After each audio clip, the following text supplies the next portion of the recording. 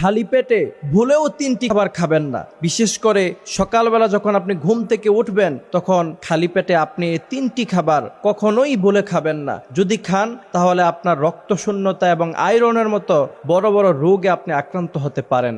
আর আল্লাহ সুবহানাহু ওয়া তাআলা তিনি কোরআনুল কারীমের মধ্যে বলছেন, ওয়ালা তুলকু বিআইদিকুম ইলাত তাহলুকা, তোমরা নিজেরা নিজেদেরকে ধ্বংসের দিকে ঢেলে দিও না। এখন আপনি যদি খালি পেটে এই সমস্ত খাবারগুলিকে গ্রহণ করেন, আপনার যে স্টমাক আছে সেখানে যদি এই খাবারগুলি যায় তাহলে আপনি অবশ্যই রোগাক্রান্ত হয়ে পড়বেন। আর আল্লাহ সুবহানাহু ওয়া তাআলা বলছেন, তোমরা এমন কোনো কাজ তোমরা করো না যার কারণে তোমরা নিজেরা ধ্বংসের পথে চলে যাও, অর্থাৎ নিজেকে নিজে ধ্বংস করা যাবে না। আপনি যদি এই সমস্ত খাবারগুলিকে গ্রহণ করেন তাহলে অবশ্যই আমি বলবো আপনি নিজেকে নিজে ধ্বংসের দিকে ঠেলে দিচ্ছেন।